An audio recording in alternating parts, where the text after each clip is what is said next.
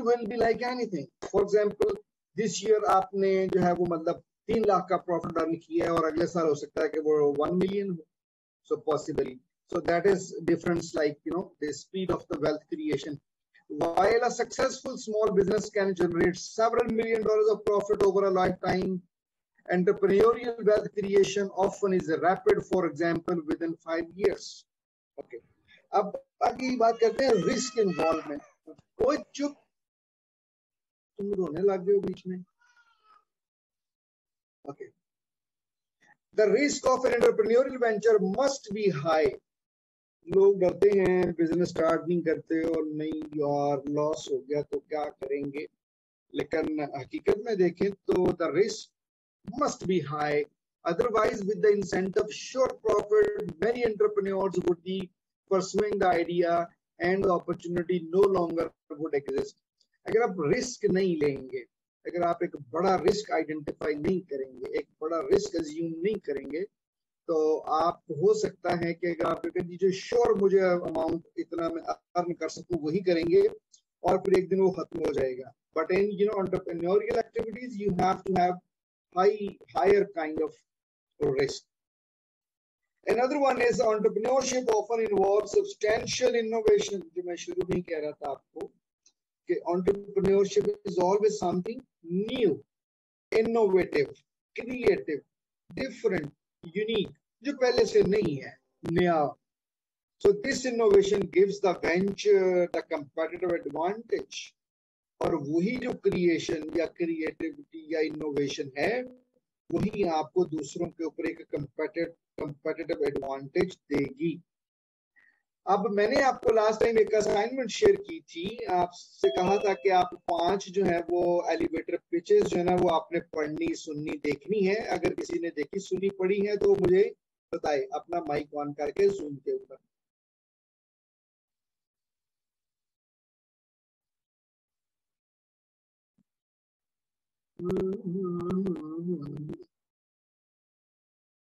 जी बताइए.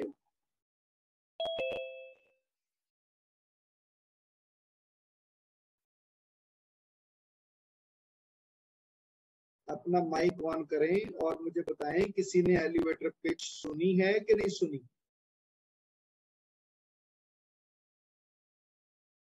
शुजात, नुमान, अदनान.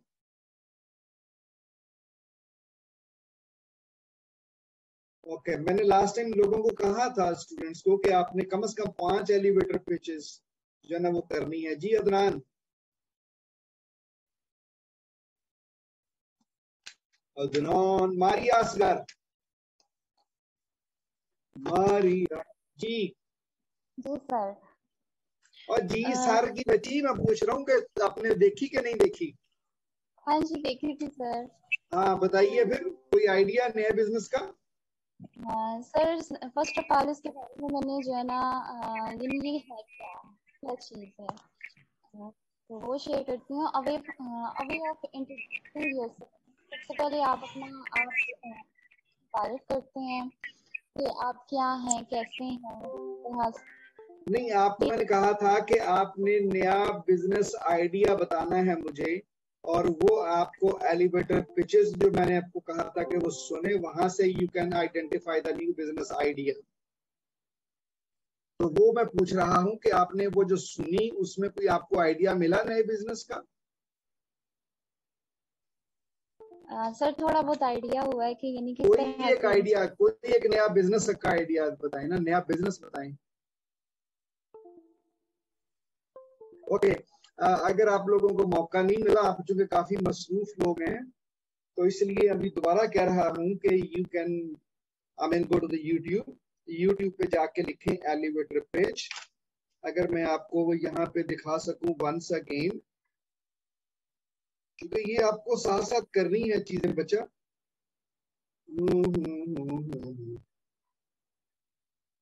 चल नहीं यार. Okay so let me take you to the YouTube. अभी आपको स्क्रीन नजर आ रही है.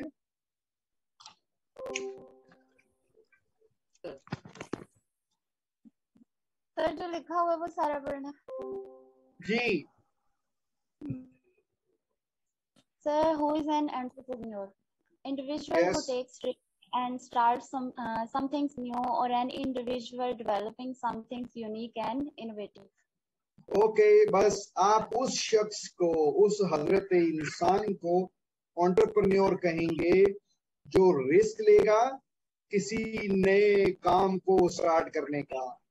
Individual who takes risk and starts something new, or an individual developing something unique, creative or new or innovative, उसको हम कहेंगे कि ये आदमी एंटरप्रेन्योर है, ये बिजनेसमैन, आसान भाषा में.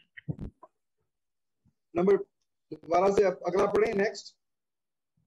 One who creates a new business in the face of risk and uncertainty for the purpose of achieving profit and growth by identifying opportunities and assembling the necessary resources to capitalize on them. Great. अब entrepreneur किसको कहेंगे? वो शख्स जो कि नया business create करता है जिसमें रिस्क मौजूद है और गैर यकीनी या बेयकीनी की कैफियत है, वो श्योर नहीं है कि वो मतलब कामयाब भी होगा.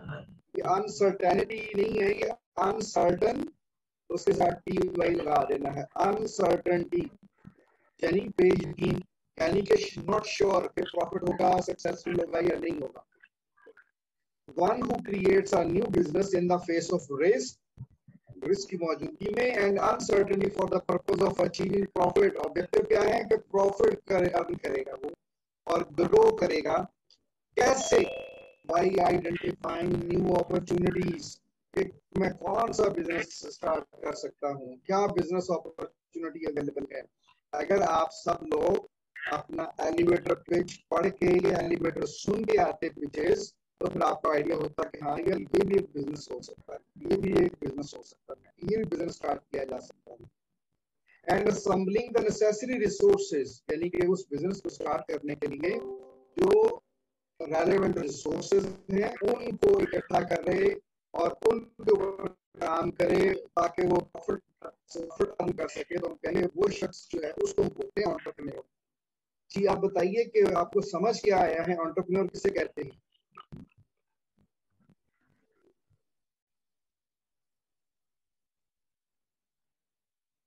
जी एंटरप्रेन्योर किसे कहेंगे? एंटरप्रेन्योर मीन्स जो नए सिरे से बिजनेस न्यू तरीके से स्टार्ट करता है, उसमें रिस्क के लिए जितनी भी प्रोसेस करता है. बिल्कुल ठीक है. एक शख्स जो नए तरीके से नई प्रोडक्ट, नया बिजनेस, नई मार्केट, प्रॉफिट अर्न करने के लिए रिस्क लेता है और different resources like money, man, material, machinery, time, technology, efforts, उनको वो असेंबल करता है, उनको कैपिटलाइज करता है, तो उस शख्स को बोलते हैं एंटरप्रेन्योर. एंटरप्रेन्योर. जी अलिशबा सिंह, आप बताएं व्हाट डिड यू अंडरस्टैंड, क्या समझ में आया ये साइकिल स्टैंड?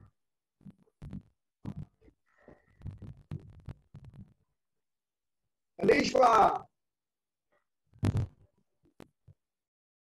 अक्सा तो अभी आएंगे. शुजात हुसैन, आप बताइए.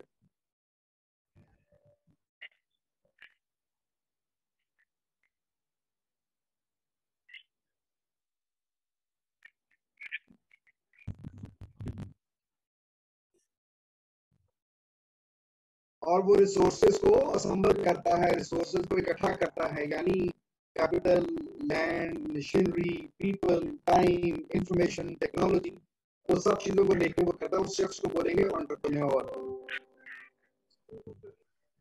ओके जी मारिया, आपको क्या समझ आई?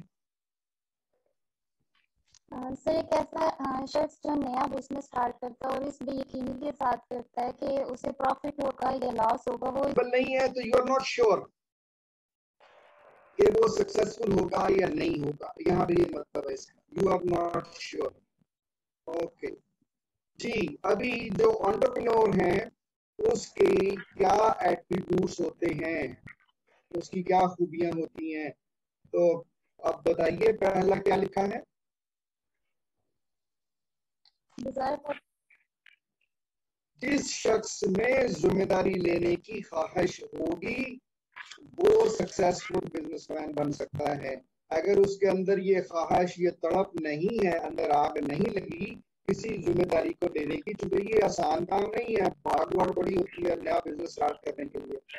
If somebody who is not having any kind of desire to take responsibility, so that cannot be a successful businessman. So the first characteristic, first attribute क्या है कि उसके अंदर ये ख्वाहिश हो कि वो रिस्पॉन्सिबिलिटी को ले सकता है या लेगा, या उसकी ख्वाहिश या लेने की डिजायर हो, लेने की responsibility. Second,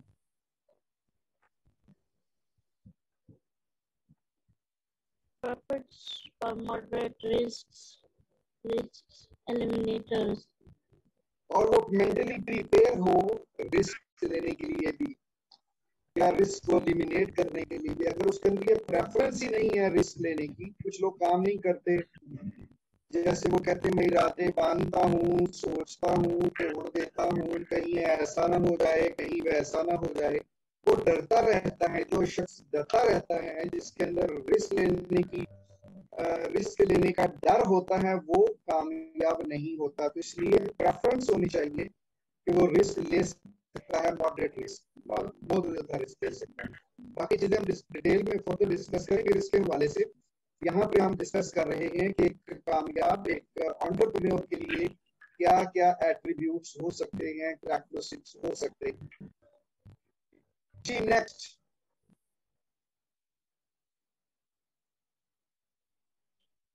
Shujaat read next.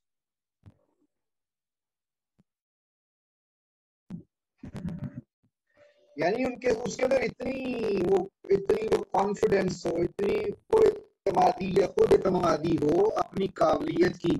हाँ ये मैं कर सकता हूँ, हाँ मैं ये कर सकता हूँ। तो वो कॉन्फिडेंस होना चाहिए अपनी एबिलिटी के ऊपर, अपनी कैपेसिटी के ऊपर कि हाँ मैं कर सकता हूँ।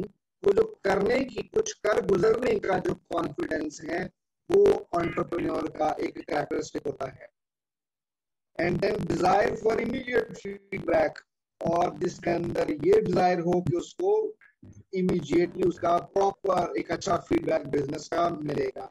और वो फीडबैक प्रॉफिट की शक्ल में हो सकता है, वो फीडबैक नए कस्टमर्स की शक्ल में हो सकता है, वो फीडबैक ग्रोथ की शक्ल में हो सकता है। So these are possible characteristics of entrepreneurs.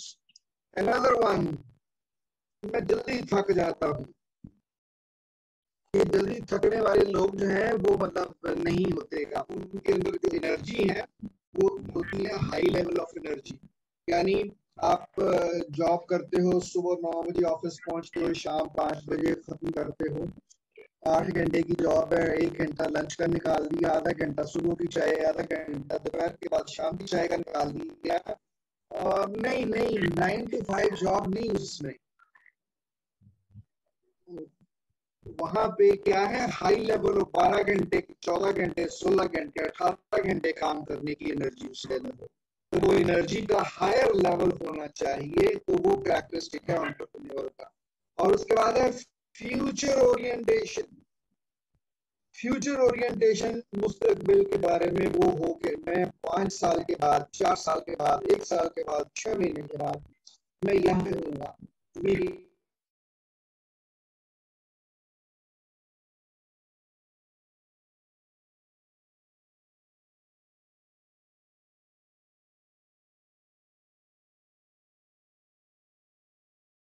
यहाँ पे हो सकता है। तो ये फ्यूचर ओरिएंटेड हो तो फिर वो हम बात करते हैं कि this would be a characteristic of entrepreneur। तो ला रहे हो, काम लगा रहे तो डोर बाजगत उलझ जाती है, वो डोर के गुंजल, जिसको पंजाबी में कहते हैं गुंजल पड़ जाते हैं। तो वो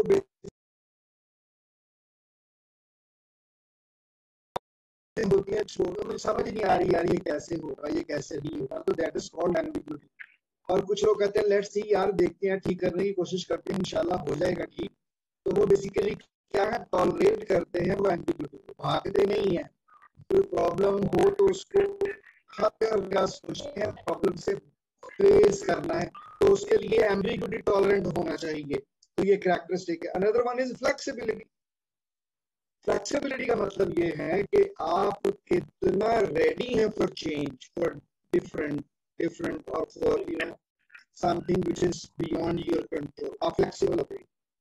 तो कहते हैं ना कि फ्लेक्सिबल, तू हर जाई है, तो अपना भी यही तो और सही, तू नहीं तो और सही, और नहीं तो और सही। यानी if one does not work, then find another one. If one does not fit in the situation, then identify another one. So what does it mean? That you are flexible. You are flexible to change. You are flexible to new. You are flexible to different or unique. तो ये flexibility होनी चाहिए। कोई बात नहीं यार, अगर ये नहीं है तो दूसरा है। क्योंकि हमने कहा था आपको, क्योंकि जब लास्ट क्लास में डिस्कस कर रहे थे, हमने एक वर्ड बोला था रेजिलियंस का।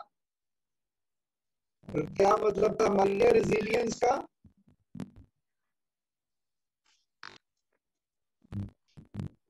Resilience, Shubha, Numan. Sir, resilience means give up again. Okay, never give up, again bounce back, पलट के झपटना और झपट के पलटना, ये खूबी है जिसको हम बोलते हैं कि ये फ्लेक्सिबिलिटी है। इसमें एक तो एम्बिग्युइटी की टॉलरेंस है, एक सेटबैक आ जाए तो दोबारा से उठते हैं, तो फ्लेक्सिबिलिटी होनी चाहिए। पत्थर पे लकीर या रिजिडिटी नहीं होनी चाहिए बिजनेसमैन को। वो एक चीज काम नहीं कर रही, वो दूसरी ट्राई कर लेता है, दूसरा काम नहीं करता, तीसरी ट्राई कर लेता है। So this is called flexibility in business. What we say. So these are the different characteristics of entrepreneurs. Cycle stand or understand? Understand. Okay, understand. Any question? Okay, now we are moving to the process, which is called entrepreneurial process. ये होता कैसे है? How we can start step by step, क्या approach है? तो किस तरीके से हम आगे बढ़ सकते हैं, किस तरीके से अपना बिजनेस कर सकते हैं, कौन सी चीजों को हमने देखना है one by one. So this is what we call it entrepreneurial process, the process of pursuing a new venture, whether it be new products into existing market, यानी जो करंट मार्केट है, एग्जिस्टिंग मार्केट है, उसके अंदर नई product. Okay, एक market किसे कहते हैं? आप लोग ने पहले पहले आपकी एमकॉम की क्लास है, बीकॉम भी किया होगा आप लोगों ने, तो मुझे आसान भाषा में बताते जाना है डेफिनेशन क्या है और what you understand from this term which is here market. तो मार्केट किसे कहते हैं? मैं पूछना निगत रशीद से, Nighat Rashid, what is market? Market एक ऐसी जगह जहाँ पे तशरीफ आसानी बस से आप सिंगल एक ही बताएं, सिर्फ एक ही वर्ड, आपने कहा जगह, ठीक है। Numan,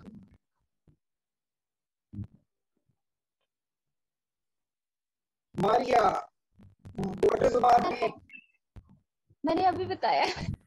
okay, Eman Malik, Yes, sir. What is market? Market, जगह. ओ, निगत रशीद, निगत, उस्मान सदीक,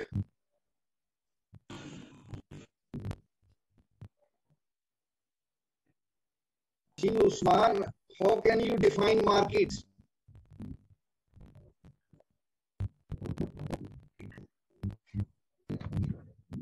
उस्मान सदीक क्या स्कर्दू बैठे हुए? अलिशा सलीम, अलिशा, अलिशा, सर जहाँ पे आपको बहुत ज्यादा चीजें एक ही जगह पे मिल जाए।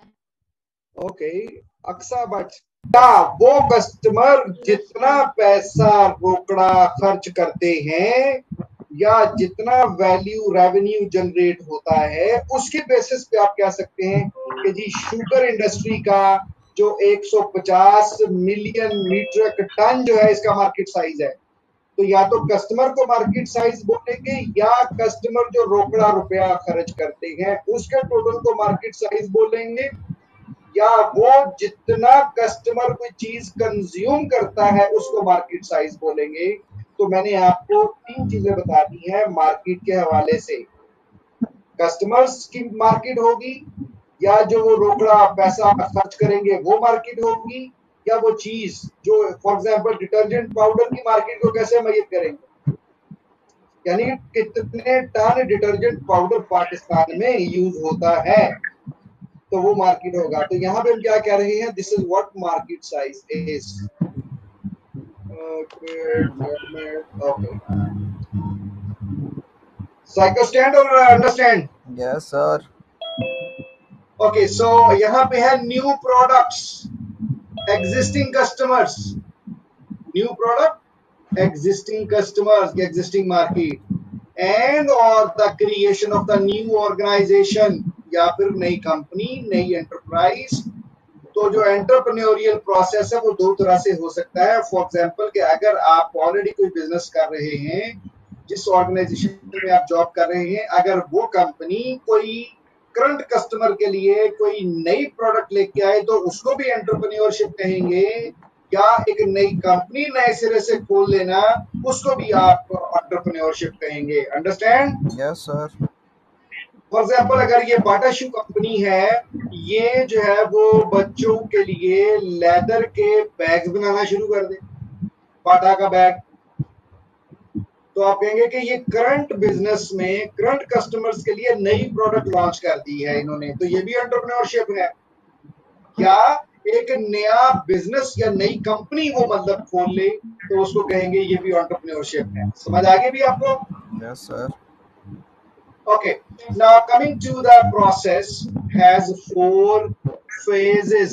Number 1, opportunity identification.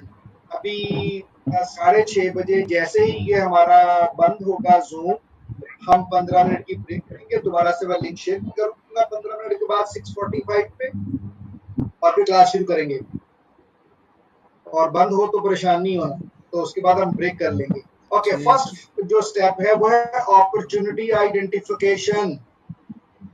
Business idea आपने आइडेंटिफाई किया, मौका, identification of the new business idea, ये बिजनेस भी हो सकता है, ये बिजनेस भी हो सकता है। तो आप कोशिश करना कि ब्रेक में if you find some time कि आप एलिवेटर पिच देखना, वहां पे आपको अपॉर्चुनिटी आइडेंटिफाई हो जाएगी कोई ना कोई, तब ये बिजनेस भी हो सकता है। फॉर एग्जाम्पल अगर मैं आपसे ये बात करूं कि घरों में हमारे जो घर का कूड़ा होता है उठाने के लिए, कचरा उठाने के लिए लोग आते हैं ना? Yes sir. ओके, तो ऐसा है कि हम इस्लामाबाद में G5 सेक्टर में फॉर एग्जांपल हम 3 तरह के उनको बैग्स दे देते हैं, हर घर में 3 तरह के बैग्स दे देते हैं कि अगर कोई किसी के घर से जो मतलब कचरा है वो प्लास्टिक की शक्ल में है वो एक बैग में डाले, अगर वो ग्लास की शक्ल में है दूसरे में डाले, अगर वो कागज की शक्ल में है तो वो तीसरे में डाल दे, और हमारी गाड़ी महीने बाद जाए वो सारे बैग इकट्ठे करके ले आए। अब एक बैग में प्लास्टिक की चीजें होंगी, एक में कांच की चीजें होंगी, एक में कागज की होंगी, तो हम तीनों की रिसाइकलिंग करके नया बिजनेस कर सकते हैं ना? Yes sir. तो ये अपॉर्चुनिटी है, अपॉर्चुनिटी आइडेंटिफाई की है। तो अब ये क्या डुएबल भी है, क्या ये प्रॉफिटेबल भी है, क्या ये मैनेजेबल भी है? तो अब हम ये जो चेक करते हैं profitable, doable, manageable, economical, viable, ये हम क्या कर रहे हैं, इवैल्यूएट कर रहे हैं। तो किसी भी बिजनेस एंटरप्रेन्योरियल प्रोसेस का पहला फेज जो होता है उसमें हम 2 काम करते हैं, एक अपॉर्चुनिटी आइडेंटिफिकेशन और दूसरा उसकी इवैल्यूएशन करते हैं। साइकिल स्टैंड और अंडरस्टैंड? Understand sir.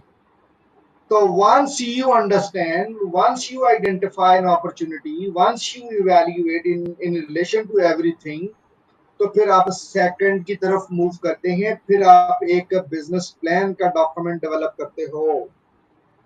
पहले में आप अपॉर्चुनिटी आइडेंटिफाई करते हो, फिर उसको देखते हो क्या ये डूएबल है, क्या हो सकता है, यस हो सकता है, क्या इसको क्या प्रॉफिटेबल भी है, हाँ जी प्रॉफिटेबल भी है।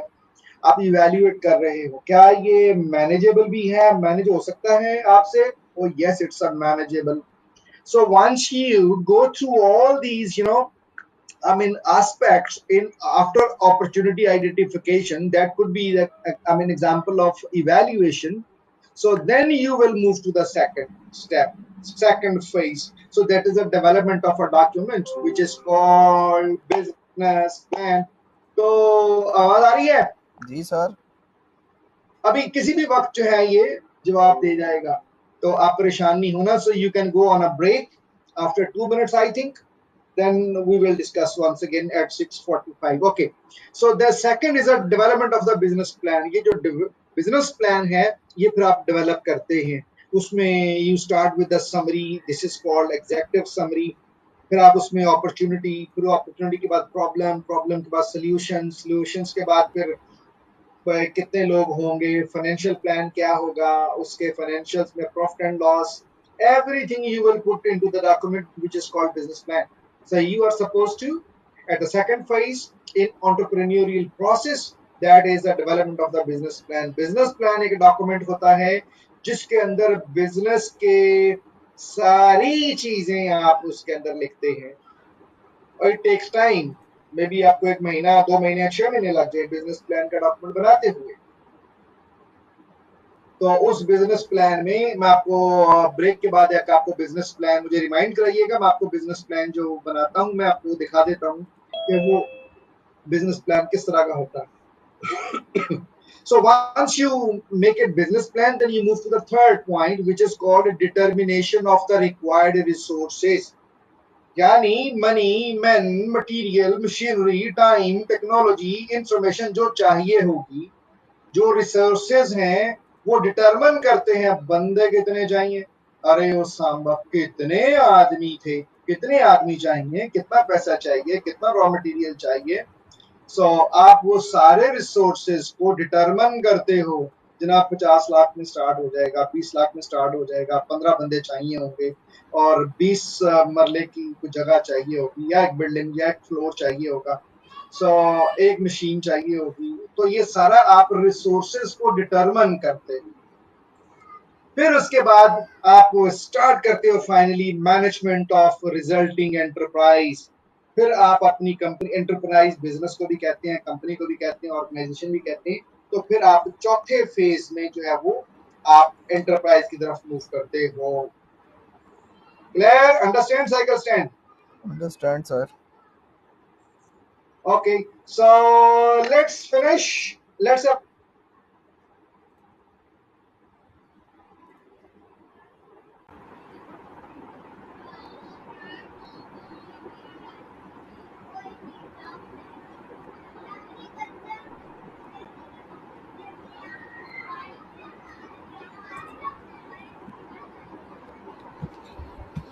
Hello.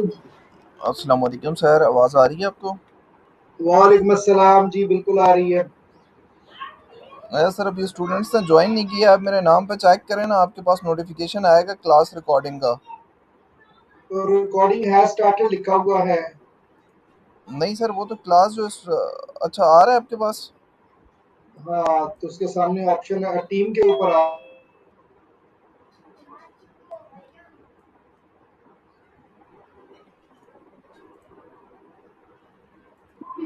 सेम आ रहा है सर, मेरे पास ऑप्शन आ रहा है ask the host to give you the permission. आप वो सर 3 डॉट्स पे क्लिक करें ना, उसके बाद चेक करें, मेरे ख्याल से नीचे को परमिशन होगी.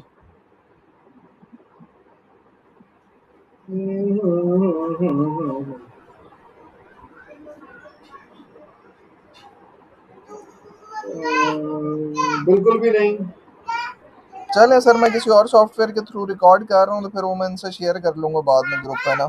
ठीक है, बिल्कुल ठीक है. अभी स्क्रीन कौन सी नजर आ रही है आपको?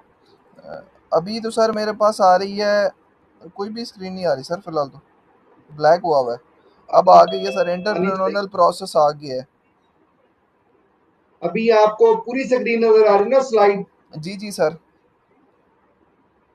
सीख गया हूँ मैं आहिस्ता आहिस्ता से काम सारा. बस सर हम भी सीख रहे हैं, आहिस्ता आहिस्ता सीख जाएंगे आपके साथ जब तक सेमेस्टर पूरा होगा. सही बात है. यस, अब हुआ ना बात सही.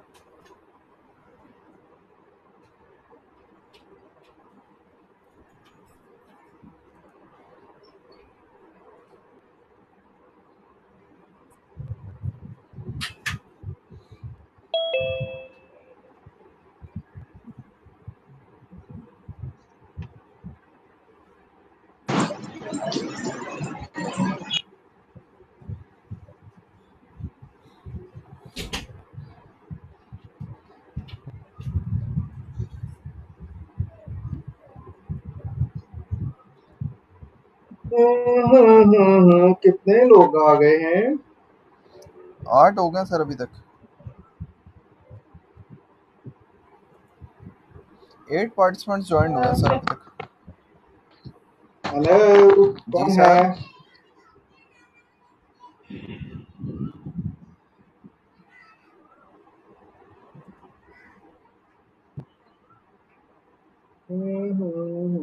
ये है चैट और चैट रिकॉर्डिंग है स्टार्टेड। ये रिकॉर्डिंग इसकी तो बंद कर दी है। उसके बाद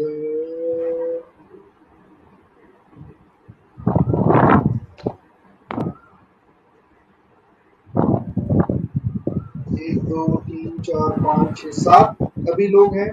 जी सर।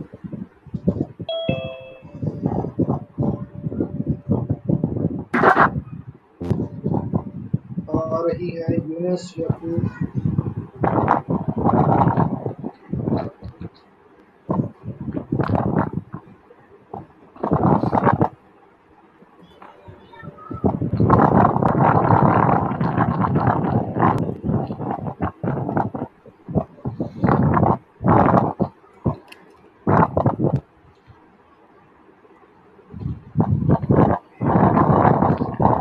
अच्छा अभी नाम बोले कौन बात कर रहे हैं साहब?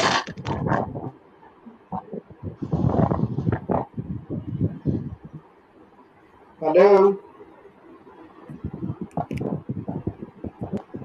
कोई भी नुमान? जी सर। आप टीम पे हो? जी जी सर। टीम पे कहाँ हो टीम पे आप? टीम्स पे भी सर आ रहा है। टीम्स पे सर हैं? 14 अटेंडेंस शो हो रहे हैं टीम पे तो। नहीं नहीं, वो मतलब स्क्रीन में कहाँ है? मैं कुछ चीज चेक करने लगा हूँ अभी। अच्छा इसमें होंगे आप। अच्छा अच्छा अख्तर, यार मुझे बताओ कोई जो टीम पे भी हो और इधर भी हो। मैं हूँ सर दोनों जगह पे शुजात। शुजात, शुजात यहाँ पे SHAH शुजात किधर है यार? पहले सर हुसैन आ रहा है फिर शुजात आ रहा है उसमें। बिल्कुल सर, पहले हुसैन फिर शुजात है। हैं? पहले सर उस्मान है, शफीक है, आकिब है, अख्तर है।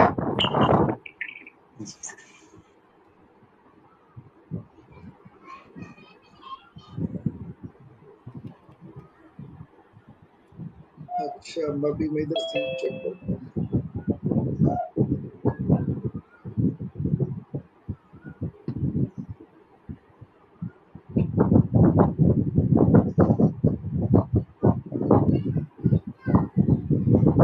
यार देखो शुजात, आप तो नजर ही नहीं आ रहे मुझे, क्या करूँ मैं? पता नहीं सर, सर्च कर लें। मेरे पास तो इधर शो हो रहा है टीम्स में भी, टीम्स भी खुला हुआ है मेरे पास, तो स्क्रीन टीम्स वाली आ रही है। वो सही है, लेकिन यहाँ पे अनवर ज्ञानी आकिब, मैं जिसका नाम बोल रहा हूँ अजहर। अच्छा ये है आपका शुजात, हुसैन शुजात। जी सर। अभी आप देखिए माइक आपका ऑन हुआ है टीम पे? टीम्स में सर हाँ, नहीं सर, स्टिल ऑफ शो कर रहा है मेरा माइक।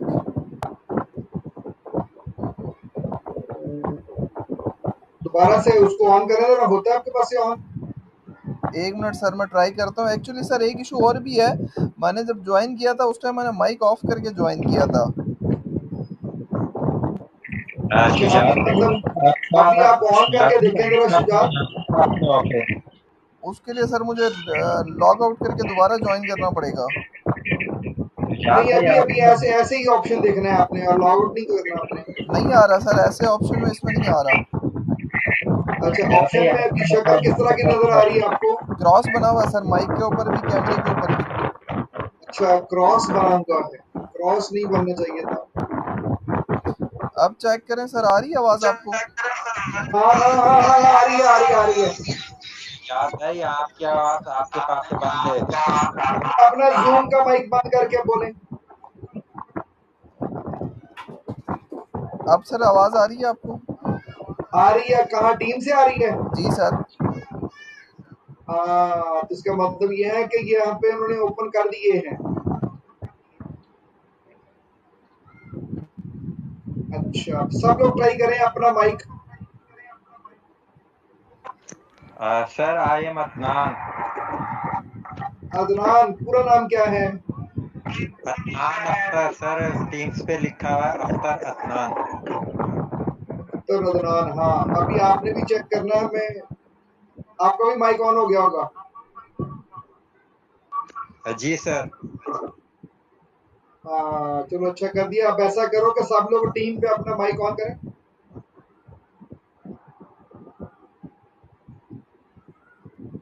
टीम पे सब लोग जहाँ सर पे ऑन है माइक। शुक्र है, शुक्र।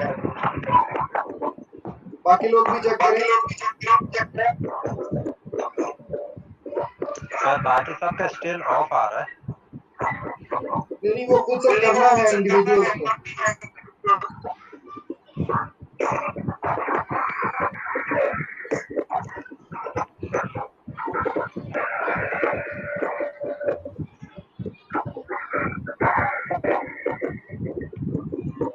सर ये एक इशू है, ये माइक के ऊपर जिनके माइक ऑफ आ रहे हैं ना, माइक के बराबर में स्पीकर का ऑप्शन है, ठीक है। स्पीकर के ऑप्शन है मोस्टली का ऑडियो ऑफ लिखा होगा, इस वजह से स्पीकर ऑफ आ रहा है, इनका माइक ऑफ आ रहा है।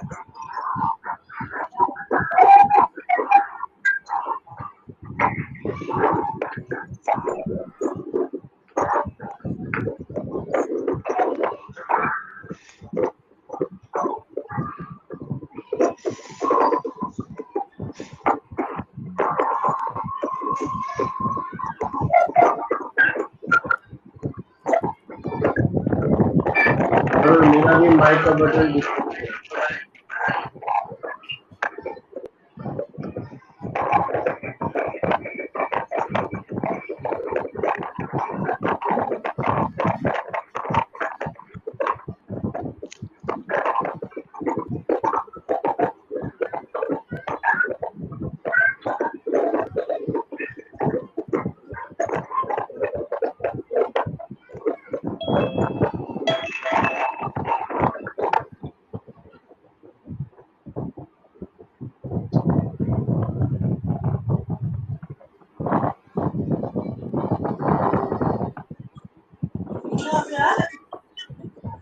सर।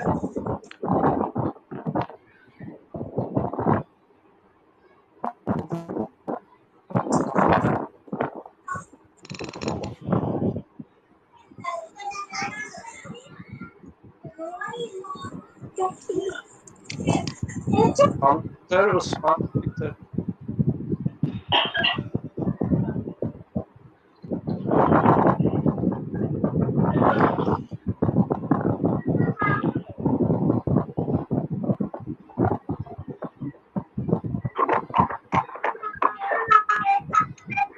हेलो।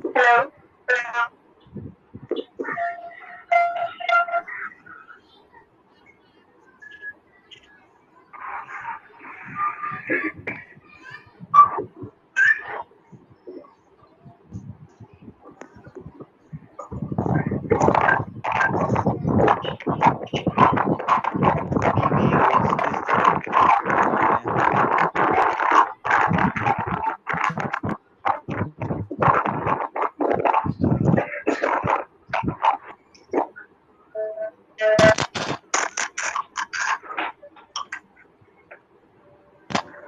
सर आवाज आ रही है।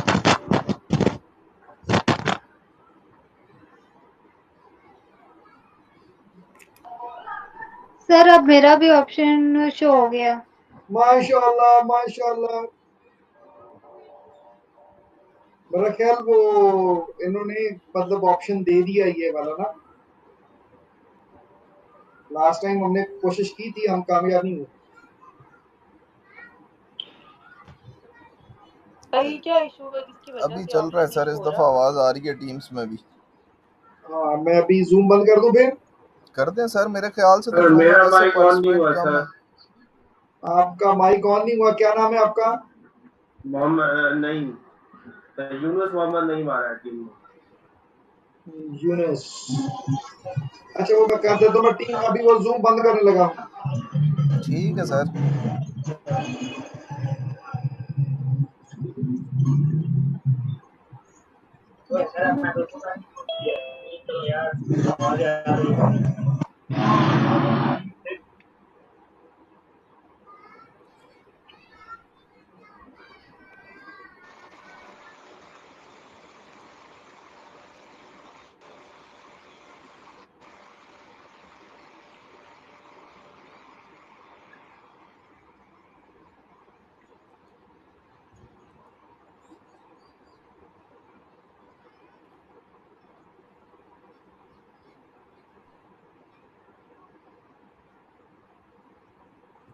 मेरी आवाज आ रही है आप लोगों को? जी सर आ रही है। जी सर आ रही है आप। Oh very good. अभी देखिए किसका माइक है, आप माइक खुद से ऑन कर लें। जी सर आ रही है। यस सर अच्छा, हम ऑन कर सकते। शुक्र अल्हम्दुलिल्लाह। और स्क्रीन कौन सी नजर आ रही है? यही sir, entrepreneurial process. Okay. Entrepreneurial process. अच्छा मैं ना एक थोड़ा सा काम और करके देख लूं, उसके बाद मैं बात करता हूँ आपसे।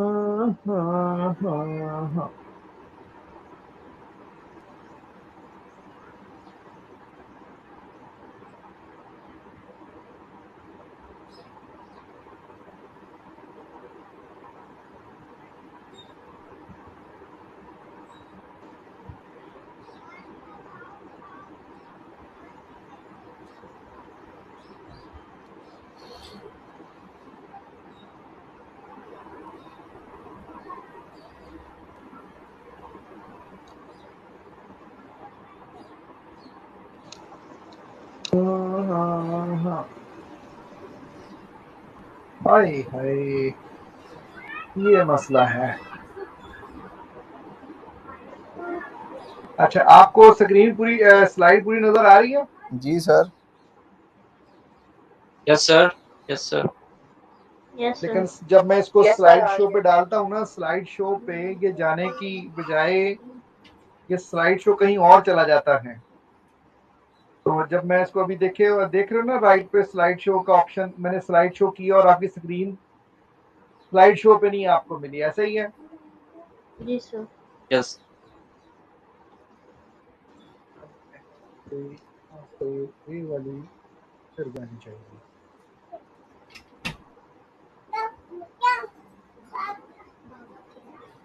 और फिर से ये वाली तो आ ही नहीं रही।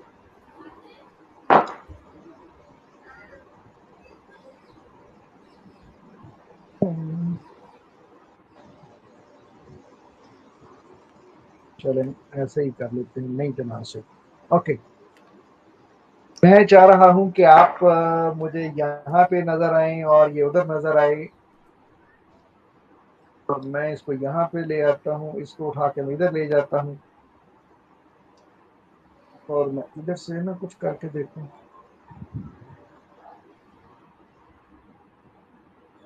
आप सर क्या करना चाह रहे हैं?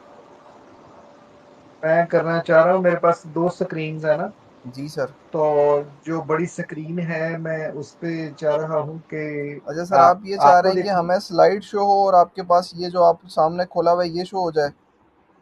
ये तो हो रहा है, लेकिन जिस पे स्क्रीन 1 और 2 है ना, मैं 2 पे जो है वो आपको देखना चाहता हूँ और 1 पे जो है वो मैं स्लाइड देखना चाहता हूँ, स्लाइड पूरी खुली हो। जब स्लाइड को मैं स्लाइड शो पे डालता हूं तो वो स्क्रीन 1 से स्क्रीन 2 पे शिफ्ट हो जाती है और आप गायब हो जाते हो। अच्छा, मैं अभी आपको बताता हूं कि अभी आपको नजर आ रही नहीं एंटरप्रेन्योरशिप वाला ये ब्लैक, जी सर। ये नहीं आपको नजर आना चाहिए। स्टॉप शेयरिंग किया और जब मैं इसको शेयर करता हूं तो शेयर में मैं ये स्लाइड शेयर कर रहा हूं, अब शायद हो जाए। जी सर। वेरी गुड भाई, हो गया है ना। अभी मैं अब आपका ये वाली स्क्रीन ओपन करता हूँ, ये मैं यहाँ पे करता हूँ। हो गया यार। हमारे पास सिर्फ स्लाइड आ रही है सर। हाँ हाँ, आपके पास स्लाइड ही आनी चाहिए, हो तो अनुकी आना चाहिए था, रोटी भी ना आए। Okay, sir so Bismillahirrahmanirrahim. After this short break, we are going to start once again. At this moment, I have 10 plus 5, 15 लोग, 14 लोग अटेंडीज हैं। ठीक है, प्रेजेंटर कौन है? खालिद जावेद अनवर सब। ये कौन है? ये सर हमारे एक टीचर होते हैं, वो है। आप ओह अच्छा, टीचर हैं। ओके, हम यहाँ पे थे, कहाँ पे थे? हमने कहा था there are 4 phases normally we move through once we become entrepreneur। और ये होता क्या है entrepreneur? हमने वो डिस्कस किया था कि that's gonna be a person who takes risk and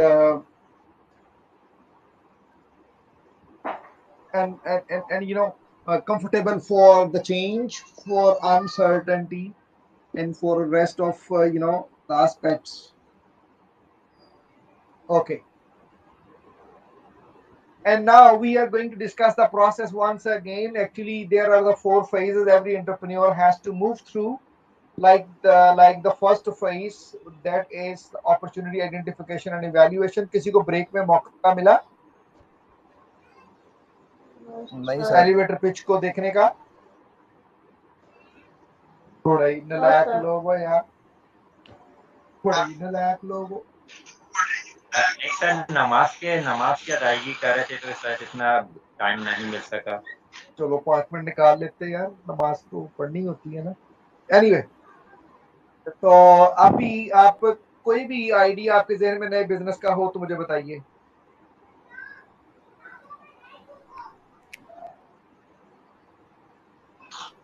sir business तो बहुत सारे हैं, जैसे एक आता है अपना वाटर, मिनरल वाटर का बिजनेस भी है, आपका कोरियर का बिजनेस भी है, न्यू और इसके अलावा न्यू मैं नए की बात कर रहा हूँ, ये तो है समथिंग न्यू, ऑलरेडी, कोरियर भी है। जस्ट लाइक करीम उबर की तरह। हाँ,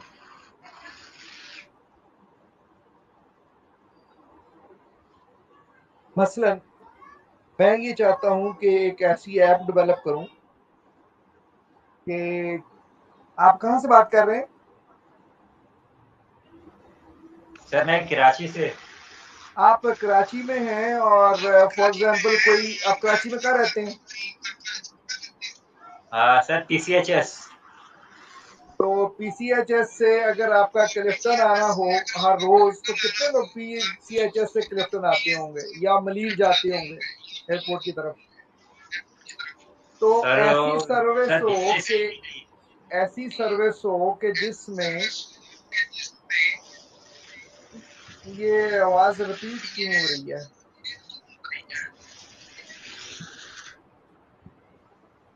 यस सर, आपकी आवाज रिपीट।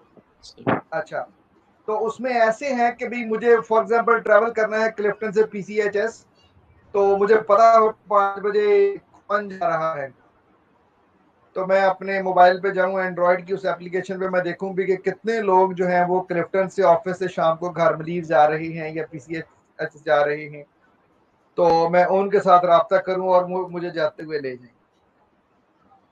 उनका काम रोज का हो उधर जाने का। या फॉर एग्जांपल कि कितने लोग हैं जो हैदराबाद से आते हैं कराची, तो अगर आप अंदाजा लगाएं तो वहां पे किसी दिन रुक जाइएगा, वहां पे टोल प्लाजा पे, तो देखिए कितनी गाड़ियां आती हैं। और उनसे आप एक रिसर्च कर लें और रिसर्च करके आपको अंदाजा हो जाएगा कितने लोग रोजाना की बुनियाद पे हैदराबाद से कराची आते हैं मॉर्निंग में और इवनिंग में वो वापस चले जाते हैं। तो मतलब आपको पता हो कभी कि कराची के अंदर जिन लोगों को फॉर एग्जांपल कितने लॉयर्स हैं जो रहते हैदराबाद में हैं लेकिन वो अपनी वकालत जो है वो कराची में करते हैं। तो मतलब एक ऐसी एप्लीकेशन आप बनाएं उनके लिए कि आप ऐसा बनाएं पता हो कभी कि कौन जा रहा है और वो जाते हुए आपको पिक करके ले जाए इंस्टेड ऑफ के उबर क्रीम तो महंगी पड़ेगी ना, क्योंकि वो जो उबर या क्रीम का या इन ड्राइवर का ड्राइवर है वो तो नहीं ना पे करता है। सर आई थिंक ये उबर और करीम के बिजनेस आइडिया से एक स्टेप पर आइडिया है। उबर और करीम में आप खुद सर्च कर रहे होते राइडर को, जबकि अगर इस प्रोजेक्ट के ऊपर अगर काम शुरू किया जाए तो राइडर में कोई भी बंदा जो बाइक लेके उस एरिया की तरफ जा रहा है वो खुद आपको पिक करेगा। हाँ, तो ये कैसे एप्लीकेशन आप बनाएंगे? किसी एप्लीकेशन डेवलपर को आप हायर करेंगे, आप उसके लिए एक कंप्यूटर खरीदेंगे, फिर उसके बाद उसकी एप्लीकेशन को आप टेस्ट करेंगे, टेस्ट करने के बाद उसको आप प्रमोट करेंगे, मार्केट करेंगे, लॉन्च करेंगे। पहले महीना 2 महीना आप फ्री में ये सर्विस देंगे, कुछ चार्ज नहीं करेंगे, बाद में 1% 5% आप चार्ज कर लेंगे या डिफरेंट कमर्शियल उसके। ये एक आइडिया है। तो क्या है ये? अपॉर्चुनिटी आइडेंटिफिकेशन है। किसी और के पास कोई और आइडिया हो तो बताएं।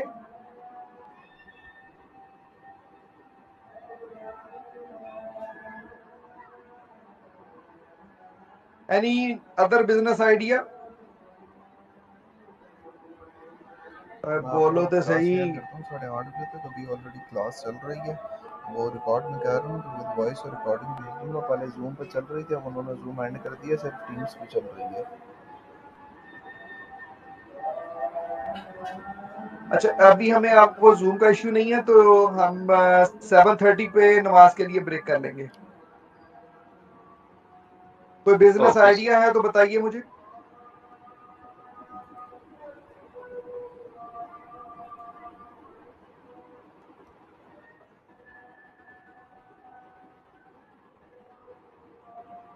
कोई बिजनेस आइडिया नहीं है?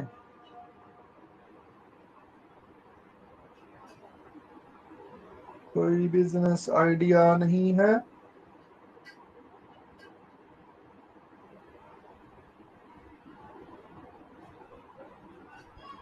कैंसिल कर दिया वो सर ने, पहले उस पर क्लास स्टार्ट हुई थी लेकिन जैसे ही फिर वो जूम पे सोचो चल पड़ी, सोचो कोई उस बिजनेस पे आइडिया मुझे बताओ ताकि टीम्स मैं पे आगे चल बात शुरू पड़ी है करूं तो उसके बंद ऊपर। कर दिए सर ने।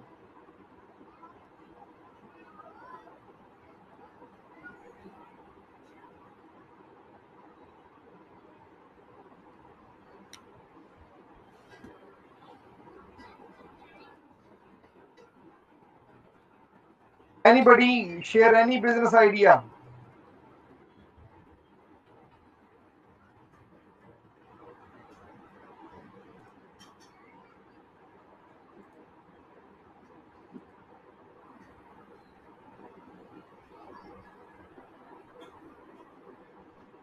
जी अब चल रहा है सर, मेरा माइक म्यूट हो गया था। हाँ, वो मैंने किया था। अच्छा, तो अब बताइए। नहीं सर, जो मेरा आइडिया था वो तो आपने दे दिया है, नया कोई आइडिया तो फिलहाल नहीं है। कोई नया आइडिया कहाँ से मिलेगा आपको? सर्च करने पे सर, जब बिजनेस के लिए बैठे और हम सर्च करें तो उसके बाद पॉसिबिलिटी है। हाँ, जब आप बिजनेस के लिए बैठे हो तो और कोई तरीका हो।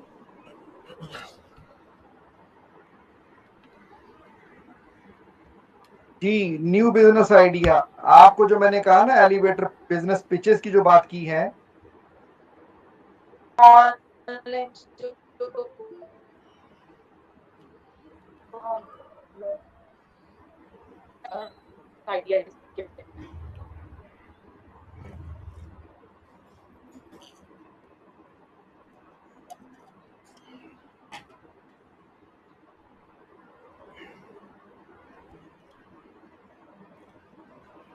एलिवेटर पिच जो है वहां से भी आपको बिजनेस आइडिया मिल जाते हैं।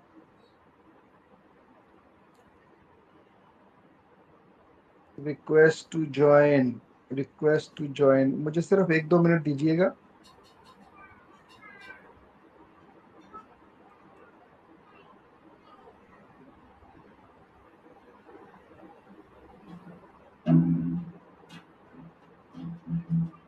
Mic okay.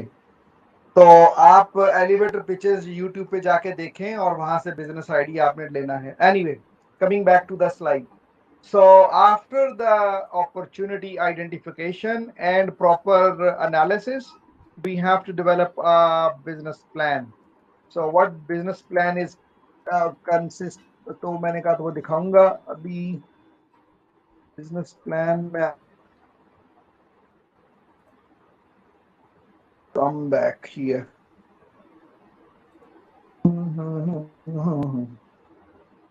बिजनेस प्लान, मैं आपको अभी बिजनेस प्लान आइडेंटिफाई अपना वो लोकेट कर रहा हूँ अपने कंप्यूटर में। BUSINES business plan.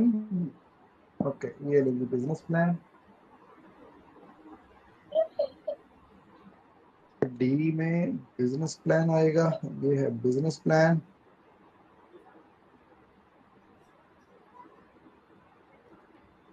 तो ये प्रोग्रामिंग में डिफरेंट कोडिंग यूज होती है? और बताएं सर, ये जो ऐप पे हम प्रोग्रामिंग करते हैं इसमें क्या डिफरेंट कोडिंग यूज होती है?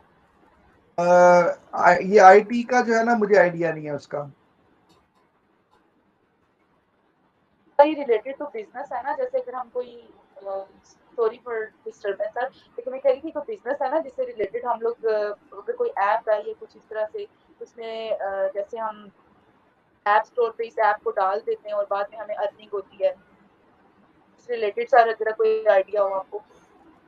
नहीं, ऐसा है कि देखो, मतलब अगर आप ने बिजनेस प्लान बनाना है, पहले आपके पास उसका आइडिया होना चाहिए कि आपने कौन सी प्रोडक्ट आपने जो है वो करनी है। अगर ऐप की बात कर रहे हो तो ऐप लॉन्च करना भी एक जो है वो उसका भी एक बिजनेस प्लान बनेगा। तो अब चूंकि आप को आपके पास आइडिया है but you don't know how to develop an app, तो फिर आप उसके लिए किसी आईटी कंसर्न को या ऐप डेवलपर को आप आइडेंटिफाई करेंगे ना। तो वो इस तरीके से फिर आपका जो ना बिजनेस प्लान बनेगा। अभी आपको ये नजर आ रही होगी एक स्क्रीन ना। जी सर। तो इसमें आप देखें तो ये एक फॉरेक्स ट्रेडिंग के लिए ट्रेनिंग इंस्टीट्यूट ओपन करना था। ये जो ऑक्टा एफएक्स और दूसरा भी जितने भी ये आ रहे हैं, तो वो किस तरीके से मतलब आप एक ट्रेनिंग इंस्टीट्यूट ओपन कर सकते हैं। तो ये एक बिजनेस प्लान है जो मैंने कुछ अर्सा पहले किसी को बना के दिया था। उसमें आप पहले लिखते हैं बैकग्राउंड के बाद business plan, leverage training institute, फिर एग्जेक्टिव समरी होगी, फिर बिजनेस अपॉर्चुनिटी, फिर विजन एंड मिशन इस ट्रेनिंग इंस्टीट्यूट का, फिर उसके बाद रिसर्च स्ट्रैटेजी, स्ट्रैटेजिक प्लान क्या होगा, बिजनेस मॉडल क्या होगा, फिर उसके बाद प्रोजेक्ट रेवेन्यू यानी फोरकास्ट कितना आपको उसके ऊपर आएगा, मार्केटिंग का प्लान क्या होगा, बिजनेस मॉडल आपका क्या होगा, प्रोजेक्ट रेवेन्यू क्या होगा, मार्केटिंग प्लान, प्राइसिंग स्ट्रैटेजी क्या होगी। तो ये पूरा एक डॉक्यूमेंट जो है ना वो आप डेवलप करते हैं जिसको बोलते हैं बिजनेस प्लान। तो ये उस वक्त शुरू होगा जब आप आइडेंटिफाई करेंगे किसी बिजनेस अपॉर्चुनिटी। तो यहाँ पे देखें तो ये इस बिजनेस की पूरी बैकग्राउंड लिखी हुई है। तो बैकग्राउंड के बाद जो है उसके बाद बिजनेस प्लान में एग्जेक्टिव समरी आ गई, बिजनेस अपॉर्चुनिटी आ गई, फिर उसके बाद आपने विजन अपना और मिशन अपना डेवलप किया अपने उस बिजनेस प्लान के, बिजनेस के हवाले से, एंटरप्रेन्योरशिप के हवाले से, फिर आपकी रिसर्च स्ट्रेटेजी क्या थी, फिर उसके बाद आपका स्ट्रेटेजिक प्लान क्या है, ये जे टाइप जर्रास training institute of professional excellence, business model क्या है। तो इस तरीके से पूरा आप डॉक्यूमेंट तैयार करते हो वर्ड की शक्ल में। तो फिर उसके बाद आपका ऑर्गेनोग्राम क्या होगा, कितने लोग होंगे, तो ये जितना भी हमने पहले डिस्कस किया था ये लोगों के बारे में है। फिर किसकी क्या पोजीशन होगी, executive director, operation manager, HOD, sales, marketing, finance, सारा। फिर उसके बाद आपके फाइनेंसेस आ जाएंगे। तो यानी आप अगर कोई भी बिजनेस स्टार्ट करना चाह रहे हैं, आपके पास कोई आइडिया है, तो आप अपना ये बिजनेस प्लान का डॉक्यूमेंट पूरा डेवलप करेंगे। ये प्रोजेक्टेड फोरकास्ट है, तो इस तरह से फिर आप उसका एनालिसिस करते हैं। समझ आ गई कुछ आपको? जी सर। जी सर। और फिर एक हम यूज करते हैं पिच डेक। नाम सुना है पहले पिच डेक का आपने? नहीं सर। ये पिच डेक बेसिकली आपके बिजनेस प्लान का आइडिया होता है जो कि आपने दूसरों को सेल करना होता है। एक होता है ना elevator pitch. Elevator pitch 30 second की, 40-50 सेकंड, 1 मिनट 2 मिनट से ज्यादा नहीं होती। और अगर वो ये पिच डेक से पहले एलिवेटर पिच होती है। तो अगर वो फॉर एग्जांपल कि आप मेरी आपसे मुलाकात नहीं होती, but you have a business idea, तो मैं क्या करता हूँ, मेरा ऑफिस 6ठे फ्लोर पे है। आप समझते हो कि भी खालिद साहब को इनसे हमने इन्वेस्टमेंट लेनी है, तो इनके साथ ना कभी मौका मिल जाए, तो मेरे पास तो टाइम नहीं है। तो व्हाट आई कैन सजेस्ट या व्हाट यू कैन डू कि आपको पता है कि साहब जो है ना वो सुबह 9:40 पे ऑफिस आते हैं, 9:35 पे ये एलिवेटर में या लिफ्ट में बैठते हैं, लिफ्ट पे सवार होते हैं, तो फिर ये अपने 5वें या 8वें फ्लोर पे जाते हैं। तो पहले फ्लोर से 8वें फ्लोर पे जाने में तकरीबन 30-35-40 सेकंड लगते हैं। तो आपने वो 35-40 सेकंड में मुझे अपना बिजनेस आइडिया बताना है। तो वो एलिवेटर के अंदर जो आपने पिच करना है आइडिया, वो 40 सेकंड में हो जाना चाहिए। यानी बिजनेस अपॉर्चुनिटी क्या है, प्रॉब्लम क्या है, सोल्यूशन क्या है, इन्वेस्टमेंट कितनी चाहिए और प्रॉफिट कितना होगा, ये 4-5 चीजें आपने मुझे लिफ्ट के अंदर बतानी है। तो अगर वो मुझे क्लिक कर गई, मेरे लिए मेरी समझ में आ गई, तो फिर मैं आपसे कहूंगा ओके जेंटलमैन, प्लीज आप कल सुबह 11 बजे आ जाइएगा। सो हम उसमें डिटेल डिस्कस करेंगे, but come with your pitch deck. यानी आप पिच डेक लेके आइएगा, यानी प्रेजेंटेशन बना के लाइएगा। तो उस प्रेजेंटेशन में मार्केट गैप का मतलब ये है कि आपके पास आइडिया है और कोई मार्केट में प्रोडक्ट है नहीं, तो वहां से एक बिजनेस अपॉर्चुनिटी बन रही है, और बिजनेस मॉडल क्या होगा और इन्वेस्टमेंट कितनी चाहिए और सपोर्ट क्या चाहिए होगी। तो ये जो स्लाइड सेट है ना, तो इसको बोलते हैं पिच डेक। ये पिच डेक जो है ये डेवलप की जाती है इन्वेस्टर से इन्वेस्टमेंट लेने के लिए। तो जैसे कि अभी हमने आपकी असाइनमेंट में कहा आपको कि एक असाइनमेंट आप बनाएंगे वर्ड में और दूसरी पीपीटी में, तो फिर आप जो पिच डेक है वो आप डेवलप करते हो इन्वेस्टमेंट लेने के लिए। समझ आ गई? अगर आप किसी बैंक से ले रहे हैं तो इन्वेस्टमेंट, तो बैंक वालों को जाके आप ये फिर आधे घंटे 20 मिनट या 1 घंटे की फिर आप उनके साथ मीटिंग करते हो, वहां पे अपना आइडिया स्लाइड्स की शक्ल में उनके साथ आप डिस्कस करते हो। अंडरस्टैंड? Yes sir. जी cycle stand? Understand sir. Understand. तो अभी हम क्या बात कर रहे हैं कि हम कह रहे हैं कि प्रोसेस के जो फेजेस हैं एंटरप्रेन्योरशिप के, पहला है अपॉर्चुनिटी आइडेंटिफिकेशन, बिजनेस की, प्रोडक्ट की, सर्विसेज की, व्हाटएवर यू थिंक। फिर आप उसको इवैल्यूएट करते हैं, फिर उसके बाद आप अपना बिजनेस प्लान का डॉक्यूमेंट बनाते हो, जो मैंने अभी आपको वर्ड की फॉर्मेट में दिखाया। फिर उसके बाद आप जो है वो डिटरमिन करते हो रिक्वायर्ड रिसोर्सेज कितने कितने चाहिए पैसे, फिर उसके बाद अपनी ऑर्गेनाइजेशन को डेवलप करते हो। Okay, now moving sir to एक नेक्स्ट। इंफॉर्मेशन चाहिए थी सर। ये देखिए जैसे बास को जो ब्रांड्स होते हैं हमारे पास, इसके भी रेप्लिकास होते हैं, क्या इसका भी होता है? जैसे हमें उसको आइडेंटिफाई करने के लिए कि इस पे भी आप एप्लीकेशन बना सकते हैं ना, कि हमें कैसे पता चले कि वो ओरिजिनल है या रेप्लिका है? हाँ, ये भी हो सकता है कि कोई ऐसी डिवाइस, कोई ऐसी एप्लीकेशन, कोई ऐसा ऑप्शन, कोई ऐसा बारकोड, कोई ऐसी चीज हो जिससे आपको पता चल जाए कि is that the original one और इज दैट द रेप्लिका। तो आप कर सकते हैं, क्यों नहीं कर सकते? अच्छा आइडिया है, क्योंकि लेकिन उससे पहले आपको जो देखना है वो ये है कि क्या ऐसे लोग हैं जिनको ये प्रॉब्लम फेस करना पड़ता है कि भी ये ओरिजिनल है या रेप्लिका है?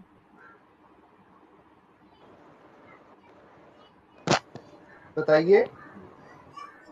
जी सर, काफी से ऐसे लोग होते हैं ना, जैसे कभी काफी से लोग होते हैं। अच्छा चलो, आपका नाम क्या है? सर कंदील। नहीं समझ आई। कंदील अजहर। कंदील, कंदील अजरुल हक। जी सर। अच्छा, वो यहाँ पे चुके सर नेम के नाम से आ रहे हैं, फर्स्ट नेम से नहीं आ रहे, इसकी भी सेटिंग करनी होगी। ओके, तो कंदील इसमें ये है कि अरे ओसामा कितने आदमी थे, यानी कितने कस्टमर आप समझते हैं कि कितने लोग आप समझते हैं कि जिनको ये प्रॉब्लम फेस करना पड़ता है, तो वो आप देखेंगे। तो उनको सामने रखते हुए भी कितने लोग हैं और आप ये डेवलप करेंगे तो कितने लोग खरीदेंगे और क्या वो पे कर सकते हैं, ये सारा इवैल्यूएट करने के बाद आप इस फेज पे आएंगे। जी, another question.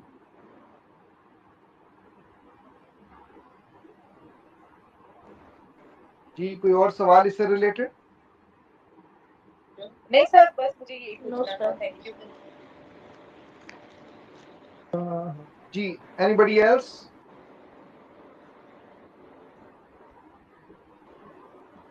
Any question? No sir. Okay, तो अभी आपको आइडिया क्लियर हो गया इसका। जी sir. Now moving to this entrepreneurship in global perspective. अब कराची से बाहर निकलो, लाहौर, इस्लामाबाद, अपने शहर से बाहर निकलो। Now we can think globally. क्या आपने कहा जी पाकिस्तान की तो समझ में आती है, लेकिन हम ग्लोबल पर्सपेक्टिव में बताएं कि how this can be done. So entrepreneurship in global perspective so means starting business not for one particular region in your own home country, rather you can go abroad, you can cross the borders. So what could be the possible ways to extend the areas of activities for your business across the boundaries? तो किस तरीके से आप दूसरे countries में जो आके वो कर सकते हैं। तो पहला ऑप्शन जो अवेलेबल है दैट इज कॉल्ड एक्सपोर्टिंग, जिससे कि पाकिस्तान में बेशुमार लोग हैं जो कि टेक्सटाइल की इंडस्ट्री के अंदर हैं, जो कि एक्सपोर्ट करते हैं। पाकिस्तान में तो बेचते ही नहीं है, but they sell their products in other countries like Europe, America, Canada, Japan. तो वो वहां पे जाके बेचते हैं। तो ये एक्सपोर्टिंग जो है ना, this is the one option which is used, which can be employed or deployed to run your own business. So global perspective, maybe you can do the same.